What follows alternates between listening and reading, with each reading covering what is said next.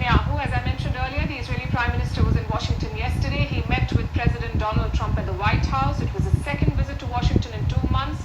Tariffs dominated the conversation, but the two leaders also discussed two major flashpoints: the war in Gaza and the Iran nuclear deal. President Trump says that Israel is currently working on a hostage deal and he's pushing hard for a ceasefire in Gaza. He believes it could happen soon. On Iran, there was a big development. Trump announced direct nuclear talks will begin this Saturday. He says he's hopeful for a deal, but also warned of serious consequences if Tehran walks away. Our next report has all the details. The Oval Office can sometimes feel like a theatre set, especially when Donald Trump is at center stage. No one knows which way the conversation can go. But Benjamin Netanyahu doesn't have any such problem. This is his second trip to the Oval Office since February. It's an honor to have a very, very special person. I've dealt with him for a long time, Benjamin Netanyahu, Prime Minister of Israel. And we had lunch together, we had meetings together, along with his very capable staff. And I think we've come up to some pretty good solutions and conclusions. And we'll be working a little bit after this, and then I assume you're going back home. Maybe a deal. The meeting had two main highlights. First, the Iran nuclear deal. Donald Trump made a surprise announcement during the meeting. He said the US would begin direct high-level talks with Iran on Saturday. We're having direct talks with Iran, and they've started. It'll go on Saturday. We have a very big meeting, and we'll see what can happen. And I think everybody agrees that doing a deal would be preferable to doing the obvious. But it's getting to be very dangerous territory, and hopefully those talks will be successful. And I think it would be in Iran's best interest if they are successful. Trump hasn't mentioned where the talks will take place, but according to Iran, it will be in Oman. Iran's Foreign Minister Abbas Araghchi will represent Iran. Steve Witkoff, the US envoy to West Asia, will attend from the American side. Trump pulled out of the Iran nuclear deal in 2018. Since then, Iran has been enriching uranium. Reports suggest that Tehran is just weeks away from getting a nuke. Since coming into power, Trump has pushed for nuclear talks. Iran dismissed direct negotiations on a new deal to curb the country's nuclear program. Tehran had called the idea pointless, but this time they seem to have caved. No one knows what the talks will entail, but Trump issued a stern warning to Iran. If the talks aren't successful, Tehran could be in grave danger. Trump and Netanyahu also discussed Gaza. In March, a fragile ceasefire fell through, and Trump is pushing for peace once again. And Netanyahu wants the hostage deal done. But what they really discussed was Trump's Gaza plan: displace the Palestinians and turn the Strip into premier real estate. Well, you know how I feel about the Gaza Strip. I think it's an incredible piece of important real estate, and I think it's something that we would be involved in, but having a peace force like the United States there, controlling and owning the Gaza Strip would be a good thing. Because right now, all it is for years and years, all I hear about is killing and Hamas and problems. Gaza was the only place where they locked them in. We didn't lock them. They're locked in. And what is wrong with giving people a choice? Now, we've been talking, including over lunch, about some countries, I won't go into them right now, that are saying, if Gazans want to leave, we want to take them in. And I think this is the right thing to do. It's a controversial plan to say the least, and one that could reshape West Asia if it ever comes to life. So as the curtains fall on another chapter of Oval Office diplomacy, one thing is very clear. Trump isn't just negotiating with Iran or Israel, he's negotiating his legacy in West Asia. And for now, the world watches from the front row. Greeting you with a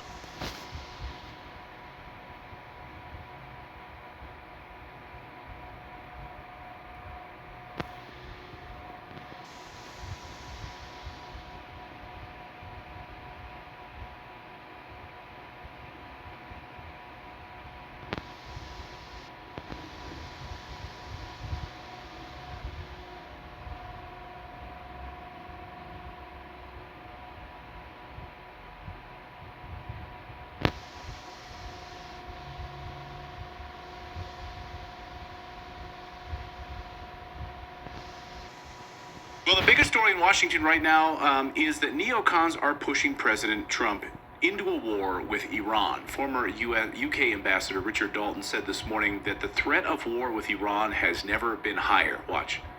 How seriously do you take this from President Trump? I do take it seriously. The risk of a war between Israel and the United States on the one hand and Iran on the other has never been higher. And that's because it's been Israel's aim for many years to strike Iran, and they've always wanted to attract the United States to their side to do it because of limitations in Israel's capabilities, particularly in sustaining a long wall.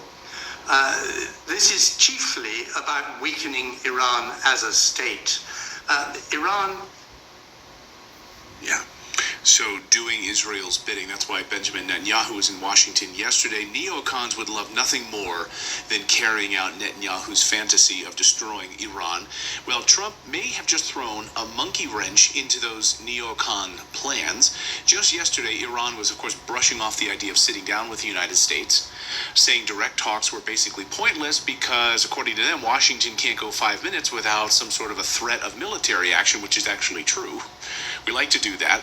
But then fast forward to today, and then suddenly the script is totally flipped. And just wait until you see Netanyahu's reaction. It's priceless. On Monday, Donald Trump dropped a surprise announcement that high-level U.S. officials will be meeting directly with Iranian leaders this coming weekend. And they've actually, Iran confirmed this and actually released the date and time of where this was going to happen. Not through a proxy, not through Israel, but directly talking to Iran. He made it clear that the nuclear issue is still front and center, saying flat out that Iran cannot have a nuclear weapon, even though Trump's own intelligence community says that Iran's not developing a nuclear weapon, and Tulsi Gabbard in front of Congress confirmed that on the record. And Barack Obama spent 8 years trying to prove it and never did. Never could. But sanctioned them to within an inch of their life. So watch this. He admitted right in front of Netanyahu, and watch. He said, "We're gonna be holding talks with Iran this weekend, direct talks." And I don't know. This would look like a total blindside to Benjamin Netanyahu. Watch Benjamin Netanyahu's face when Trump let the cat out of the bag. Watch. We're having direct talks with Iran, and they've started. It'll go on Saturday. We have a very big meeting, and we'll see what can happen. And I think everybody agrees that doing a deal would be preferable to doing the obvious. And the obvious is not something that I want to be involved with, or frankly, that Israel wants to be involved with if they can avoid it. So we're going to see if we can avoid it. But it's getting to be very dangerous territory. And hopefully those talks will be successful. And I think it would be in Iran's best interest if they are successful. We hope that's going to happen. He looks like you ever see that Will Ferrell character where he's like a cat with a ball? He's like it's just like Benjamin Netanyahu's face the whole time. It's really weird. You know, in him saying, "Look, Israel doesn't want a war with Iran," and Netanyahu's like, "I do. I've always. He's like, don't speak for me. This is the thing I've wanted my whole life. I will want for no more as soon as I get this." But it occurred to me that Trump is actually speaking on behalf of the people of Israel. Sometimes we think that Benjamin Netanyahu represents them. He doesn't. The people of Israel do not want a war with Iran. For the most part, they want peace. Who wouldn't? What crazy person would not, right? And so in that moment, I was like, Trump is a better president to Israel. That he continues to say, "I'm the best president Israel has ever had." That might be true if he is able to supersede the war that their prime minister wants so badly. So watch Netanyahu's face close up when he made this announcement. We're having direct talks with Iran, and they've started. It'll go on Saturday. We have a very big meeting, and we'll see what can happen. And I think everybody agrees that doing a deal would be preferable to doing the obvious. Yeah, and as John Spen in our chat says, yeah, that's true. That most Israelis do not support Benjamin Netanyahu. October 7th, he says, was because one half of Israel was out protesting Bibi. Right. Yeah, that was the story again. No one was covering in the West, which was the thousands of people across Israel out in protest of Benjamin Netanyahu. And here's the part that should actually be making headlines everywhere.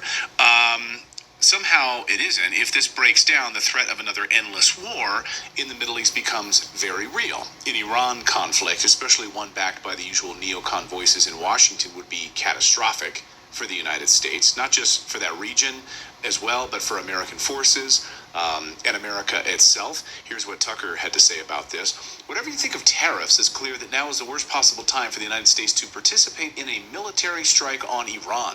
We can't afford it. Thousands of Americans would die. We'd lose the war that follows. Nothing would be more destructive to our country. And yet we're closer than ever thanks to unrelenting pressure from neocons. This is suicidal. Anyone advocating for conflict with Iran is not an ally of the United States, but an enemy. And by the way, talk to members of the military, the U.S. military.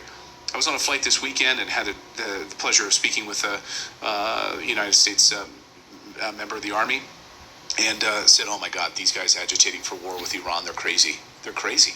It would be devastating. They know it.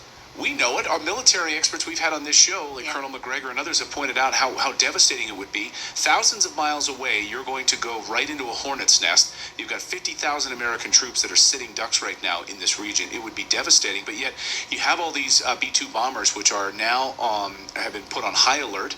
There are more now in this region than ever before in Diego Garcia as of this morning. So they are agitating quickly to get us into this war. Have you read the comments on Tucker's post? On this post, I've read a lot of them, yeah. Some of them are so crazy. So crazy. People saying, well, we couldn't win a war, so we shouldn't get in it. Yeah. Yes, that. People are like, yes. Oh, Tucker, you don't think we're strong enough to win a war against Iran? No, we're not. We are absolutely not. You want to know what happens as we enter a war with Iran? Russia steps in. Right. We've already proven that we cannot win a war against Russia. We've tried for more than 2 years with U.S. arms, and by the way, not even using our own soldiers, using a proxy, and we can't do crap. We've lost massive amounts of territory. We would absolutely lose in a war with Iran. I don't understand that logic. That even though we know we'd lose, we should do it anyway. Like, should I go do MMA fighting, knowing that I'll lose now, just to see what it makes of me? Yeah, that'd be fun. Take those people down. Like, where does that? I don't understand. Please try to. I'd pay to see that, by the way. Me too. I'm pretty scrappy. I might get by for a little bit. Tiny Hawaiian Latina mix. World face. Global face. Global. That would be your ring name. And welcome to the ring, Global Face. Yep. You never know. I've got it. She might throw a pineapple at you, or come at you with something else. You never know. Okay. I hit below the belt if it All right. comes to. Okay. Redacted is.